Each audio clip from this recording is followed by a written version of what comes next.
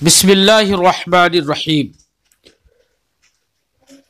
باب صوم بر وزن انفعال چوں الانفطار۔ صاحب کتاب نے اس سے پہلے یہ فرمایا تھا کہ وہ الفاظ جس کے اندر 3 حروف اصلی ہوتے ہیں ان کو ثلاثی کہتے ہیں۔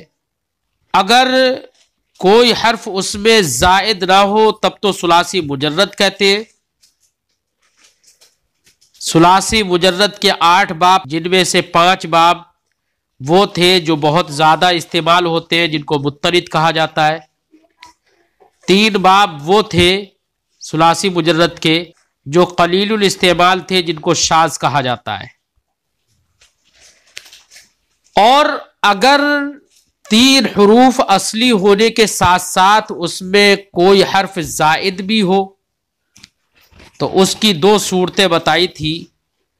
اگر حروف اس میں زائد ہیں تو اس کو مزید فی کہیں گے۔ اب مزید فی 2 طرح کا تھا، کبھی کبھی حروف کی زیادتی کی وجہ سے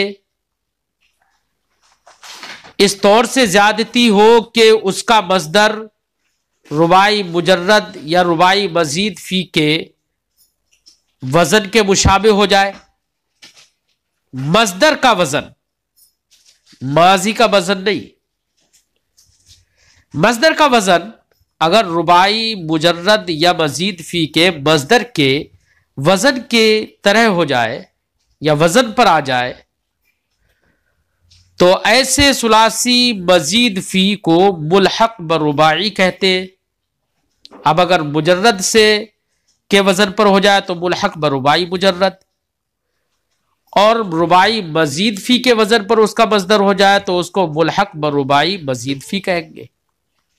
بہرحال اگر حروف کی زیادتی ہے تو اس کو ثلاثی مزید فی کہہ رہے ہیں، اور مزید فی کی 2 قسمیں تھی۔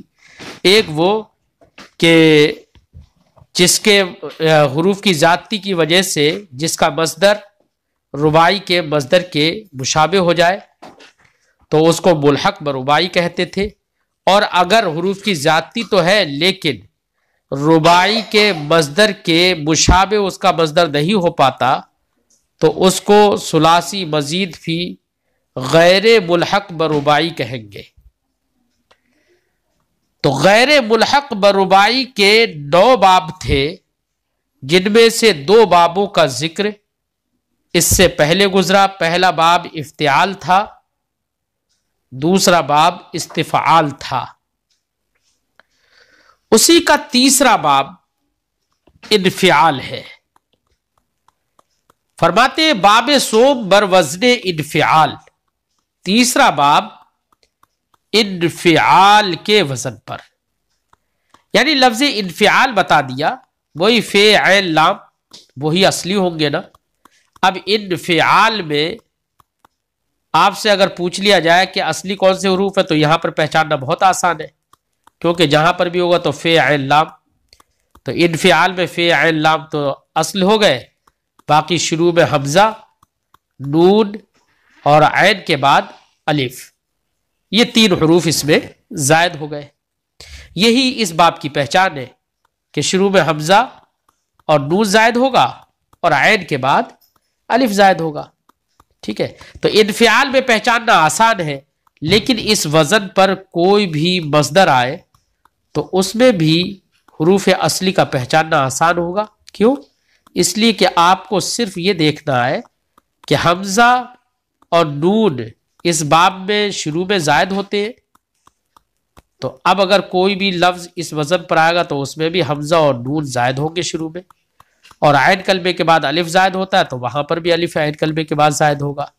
لہذا انفعال کے وزن پر انفطار، تو انفطار میں اگر آپ لوگوں سے پوچھ لیا جائے کہ حروف اصلی کون سے تو آپ کو بتانا بہت آسان ہے۔ کیوں؟ اس لیے کہ اس کی پہچان ہم نے یہی بتائی کہ شروع میں حمزہ اور نون زائد ہوگا اور عین کلمے کے بعد الف زائد ہوگا۔ تو اب انفطار میں آپ فا، عین اور لام کی جگہ پر جو حروف ہیں ان کو اصلی کہہ دیجئے، یعنی حمزہ، نون یہ شروع میں زائد ہو گئے، فا اور تا اور را یہ فعال کے وزن پر آ گئے نا، تو اور عین کے بعد جو الف ہے وہ زائد ہے، تو ایسی تا کے بعد الف یہ بھی زائد ہوگا. تو نون یہاں پر زائد، شروع میں حمزہ زائد اور تا کے بعد الف زائد. بچے حروف اصلی کون؟ فا تا را، فطر، یہ بچے. جیسے فطرہ یفطرو کا معنی، اسی لیے مجرد میں اسی کو لے جاؤ گے تو یہ حروف زائد نکال دو تو وہی مجرد بن جاتا ہے. فطرہ، فاطر اس میں فاعل پھاڑنے والا، فاطر السماوات والارض آسمان و زمینوں کو پیدا کرنے والا. ٹھیک ہے، تو یہ مجرد میں پہنچ گئے. مزید میں لے کر آئیں گے تو انفعال سے آ گیا. لیکن مجرد میں بیٹا جب یہ لفظ تھے مجرد میں تو یہ متعدی تھا.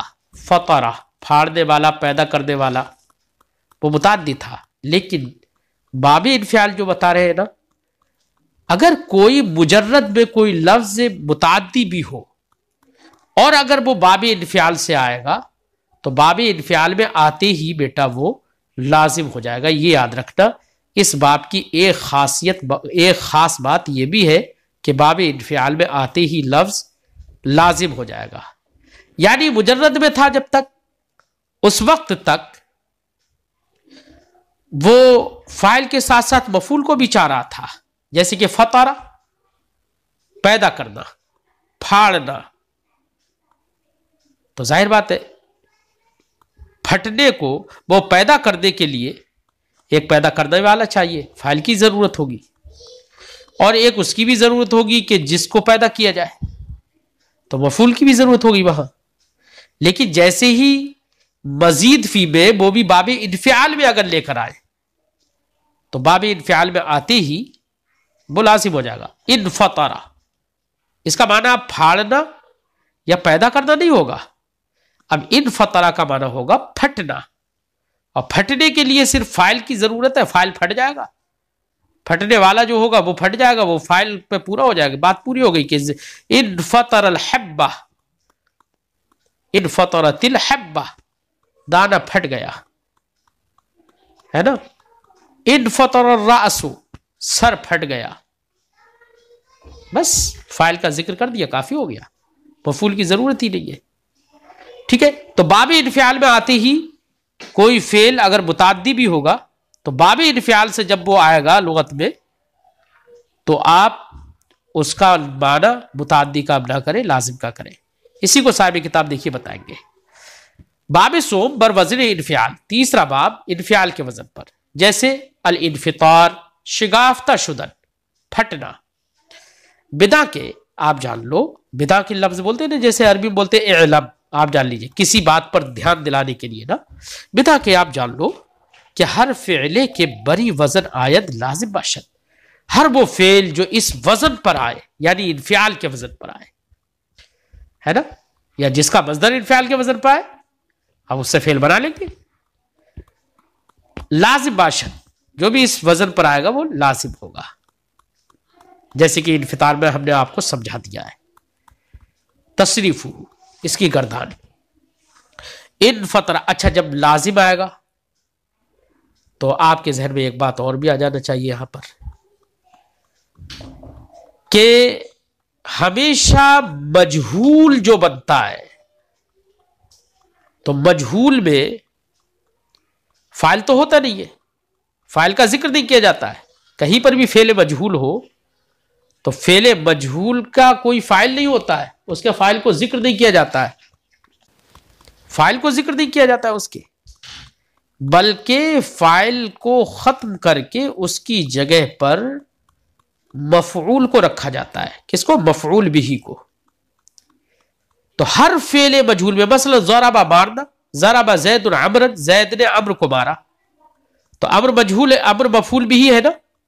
لیکن جب ہم اس کو مجہول بنائیں گے تو ہم کہیں گے ضرب عمرو، یہ کہیں گے ہم ضرب عمرو، یعنی جو امر مفعول بہی تھا اسی کو نائب فاعل بنا دیا گیا.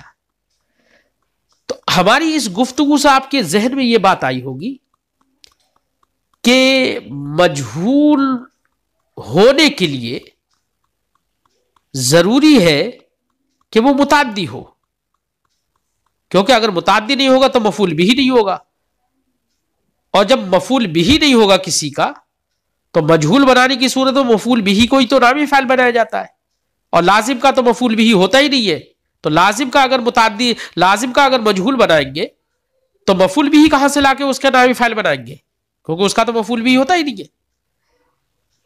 جب اس سے اب ہماری اس گفتگو سے آپ کی اس بات سمجھ میں آ گئی کہ جو فعل لازم ہوتا ہے اس سے مجہول نہیں بنتا ہے، اسی لیے، اور جو فعل متعدی ہوتا ہے اس سے مجہول بنتا ہے، اور مجہول سے مفعول بنتا ہے، لہذا فعل لازم کا جب مجہول نہیں تو اس سے مفعول بھی نہیں بنے گا، اس میں مفعول بھی نہیں بنے گا، ٹھیک ہے؟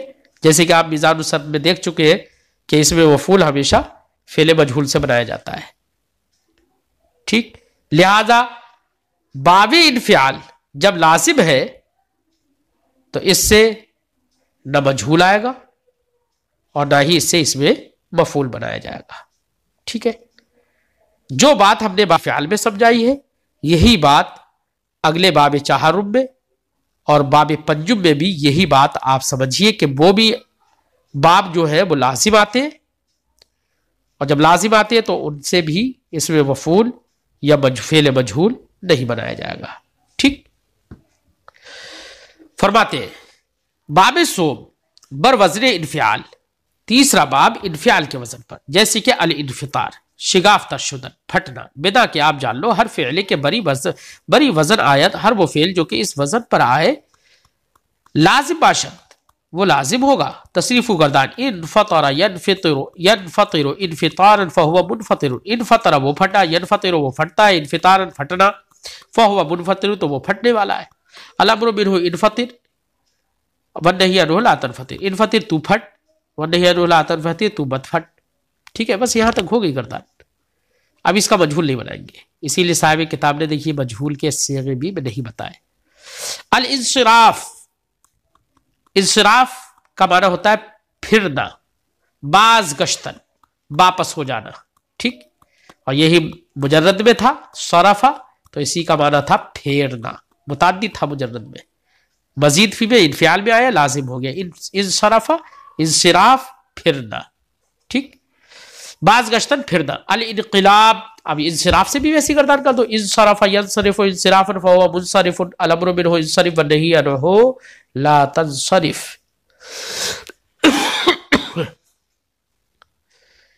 الانقلاب، الانقلاب کا معنی ہوتا پلٹنا، برگشتہ شدن پلٹنا، انقلب ینقلب انقلابا فهو منقلب، الامر منه انقلب والنهی عنه لا تنقلب۔ الانخفاف، الانخفاف سبک شدن ہلکا ہو جانا، کیا ہو جانا؟ ہلکا ہو جانا، انخف ینخف انخفافا، ہے نا؟ انفطر ینفطر انفطارا، ایسے ہی الانشعاب،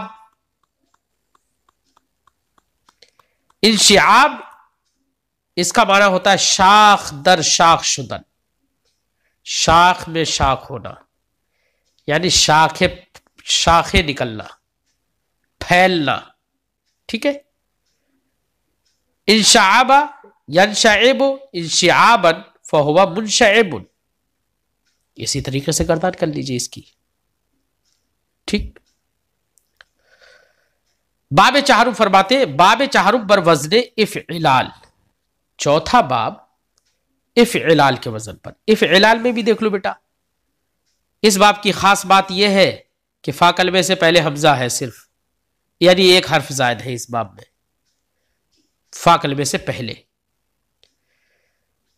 اور ایک بات یاد رکھنا کہ اس باب میں 3 لام آتے ہیں، 3 لاموں میں جو پہلا لام ہوگا نا وہ تو اصلی مانا جائے گا، اور جو بعد کے دونوں لام ہوں گے وہ زائد ہوں گے، لہذا افعلال میں فا عین اور لام یہ تینوں پیدر پہ جو ہے یہی کیا ہے؟ اصل ہے، اور فا سے پہلے حمزہ اور لام کے بعد جو دو لام ہے وہ دو، یہ تینوں حروف زائد ہیں. ٹھیک ہے، تو باب افعلال یہ بھی ثلاثی مزید فی کا ایک باب ہے. باب چہارم بر وزن افعلال، چوتھا باب افعلال کے وزن پر. بدا کے آپ جان لیجئے یہ باب نیزہ لازم است، یہ بھی باب لازم ہے. جب لازم ہے تو وہی ساری باتیں اس باب میں بھی جاری ہوں گی جو ہم نے اس سے پہلے بتائی تھی. جیسے الاحمرار، الاحمرار حمرتن سے بنا ہے، اس کا معنی ہوتا ہے سرخ ہونا. کیا ہے؟ سرخ ہونا. الاحمرار. اب احمرار افعلال کے وزن پر ہے نا. کس کے وزن پر ہے؟ افعلال. افعلال کے وزن پر اس لیے ہم نے سمجھا، ورنہ تو وزن اگر دیکھا جائے بولنے میں تو احمرار انفعال کے وزن، مطلب بولنے میں تو ایک سے ہے لیکن انفعال میں نون ہوتا ہے فا کلمے سے پہلے، ہے نا. اور احمرار میں فا کلمہ جو ہا ہے اس سے پہلے نون نہیں ہے. ٹھیک ہے نا. اس لیے افعلال میں کیا ہے؟ افعلال میں عین کلمہ فا کلمے سے پہلے حمزہ ہے نا، فا عین لام لگاتار ہے، تو احمرار میں بھی ہے میم را لگاتار ہے نا. فا کلمے سے پہلے حمزہ زائد ہے جیسے کہ افعلال میں، اور آخر میں کیا ہے؟ الف اور را وہ دونوں زائد ہیں جیسے کہ افعلال میں الف اور را دو، الف اور لام زائد ہے. ٹھیک ہے نا. شاید میں نے پہلے یہ کہہ دیا دو لام زائد ہے، دو لام نہیں، لام کے بعد الف پھر لام، یہ زائد ہے. فرماتے احمرار یہ افعلال کے وزن پر ہے، تو اس میں اصلی حروف ہے میم را. ٹھیک ہے، ہا میم را. سرخ شدن، سرخ ہونا. تصریف ہوئی اس کی گردان ہے احمر یحمر احمرارا فہو محمر. الامر منہ احمر احمر احمر والنہی عنہ لا تحمر لا تحمر لا تحمر. اب یہاں پر ایک بات اور سمجھ لو بیٹا اس گردان میں، چونکہ یہاں پر احمرار مصدر تھا نا. کیا تھا؟ احمرار. تو لام کلمہ را تھا اور پھر لام ایک اور را بڑھ گیا اس میں، تو دو را ہو گئے، دونوں حرف ایک جنس کے ہو گئے، اس لیے ایک را کو دوسرے را میں ادغام کر دیں گے، اس لیے احمر را ادغام کر کے یہاں پر کہہ دیا. جب دو حرف ایک جنس کے آتے ہیں نا تو ان میں سے پہلے کو ساکن کر کے دوسرے میں ادغام کر دیتے ہیں. لہذا احمرا را تھا اصل میں، پہلے کو ساکن کیا دوسرے میں ادغام کر دیا، احمر را ہو گیا. ایسے یحمر یحمر رو تھا، پہلے را کو ساکن کر کے دوسرے میں ادغام کر دیا. ٹھیک ہے. محمر اس میں فاعل ہے، یہ تھا اصل میں محمر رن. کس کے وزن پر؟ محمر رن، را کی کسرے کے ساتھ. پہلے را کو ساکن کر کے دوسرے را میں ادغام کر دیا، محمر رن ہو گیا. ٹھیک ہے. الامر منہ احمر احمر احمر. اب اس کے امر میں تینوں وجہ جائز. احمر اصل میں تھا احمرر. کیا تھا؟ احمرر. آخر سے ساکن کرنا ہے. جب آخر سے ہم نے ساکن کیا تو بیٹا احمر احمر را پر زبر دے دیا. یہاں پر احمرر تھا نا، احمرر، تو را کا را میں ادغام کر دیا.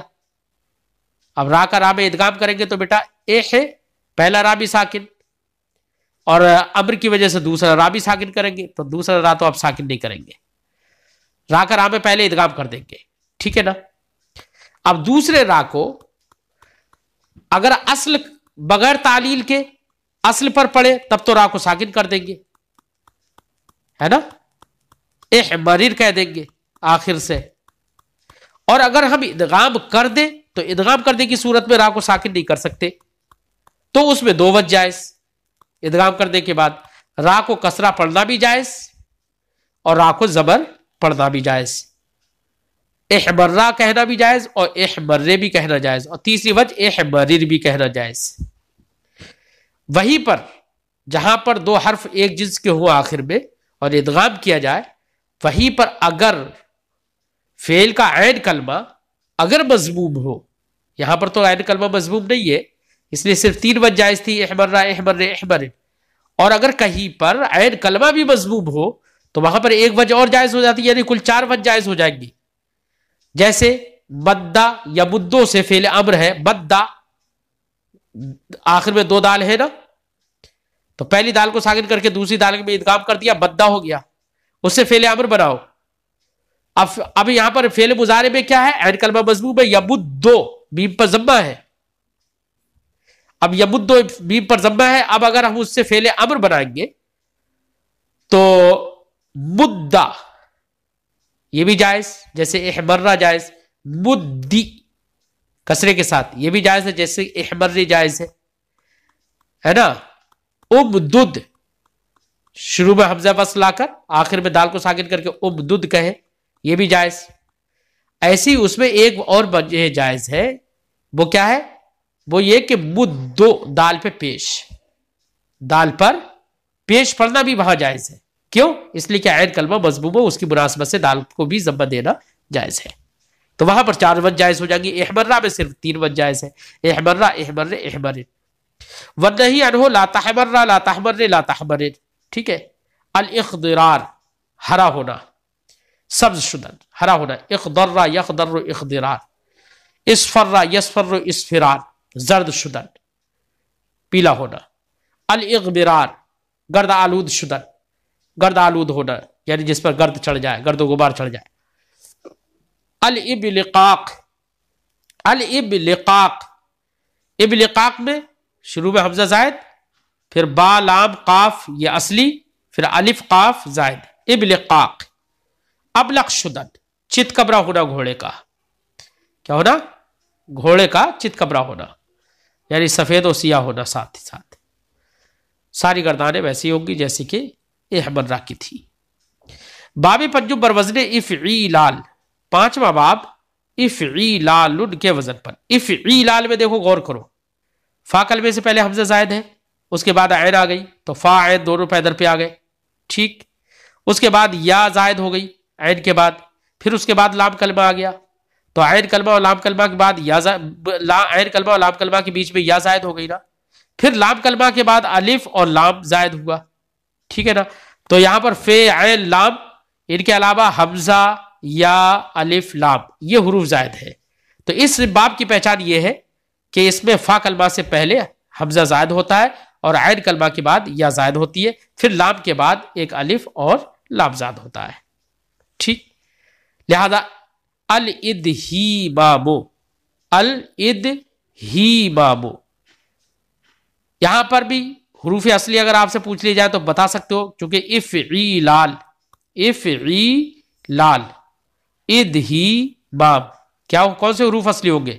ظاہر بات آپ کہیں گے کہ یہاں پر دال زائد ہے، اور اس کے بعد وہ دال زائد نہیں، سوری دال اصلی ہے، اس سے پہلے حمزہ جو ہے نا وہی زائد ہے، دال اصلی ہے، اس کے بعد ہا اصلی ہے، اس کے بعد یا زائد ہے، پھر میم اصلی ہے، پھر الف زائد ہے، پھر میم زائد ہے نا۔ تو اصل یہ اس کے حروف اصلی کیا ہے؟ دال ہا میم، دہمن ہے نا، یہ حروف اصلی ہے۔ باقی فعیلال کے وزن پر لے جا کر اس سے حروف میچ کر لو، ملا لو، پتہ چل جائے گا کون سے حروف اصلی ہے کون سے زائد ہے، ٹھیک ہے۔ الادہیمام کا معنی ہوگا سخت سیاہ شدن، سخت کالا ہونا، تصریف گردان، اس کی گردان ہے ادہام یدہام ادہیمامن فہو مدہام، وہ بھی اس کی بھی اصل وہی ہوگی مدہامن ہے نا، اس میں فاعل کی میم کا میم میں ادغام کر دیا۔ الامر منہ ادہام ادہام ادہامم، جو وجہ ہم نے احمرین میں بتائی تھی وہی وجہ یہاں پر بھی ہوں گی۔ والنہی عنہ لا تدہام لا تدہام لا تدہامم ہے نا، یہ نہیں کے ہو گئے۔ اسی سے کچھ اور مصادر ذکر کر رہے ہیں، فرماتے ہیں الاسمیرارو، اسمیرار کون سے حروف اصلی ہوں گے؟ ظاہر بات ہے آپ نے پڑھ لی ہے کہ فا کلمے سے پہلے الف زائد ہوتا ہے، تو سین فا کلمہ ہے یہاں پر، تو الف زائد ہو گیا اس سے پہلے، اور فا کلمے کے بعد عین کلمہ فوراً آتا ہے، تو سین اور میم، یہاں پر میم بھی اصلی ہوگا، تو سین اور میم اصلی ہو گئے، اور عین کلمے کے بعد یا زائد ہوتی ہے اس باب میں، تو اس میرار میں یا زائد ہو گئی، اس کے بعد را یہاں پر اصلی ہوگی، ٹھیک ہے نا، اس کے بعد الف اور را یہ زائد ہوگی، تو سین میم را یہ حروف اصلی اس کے نکلیں گے۔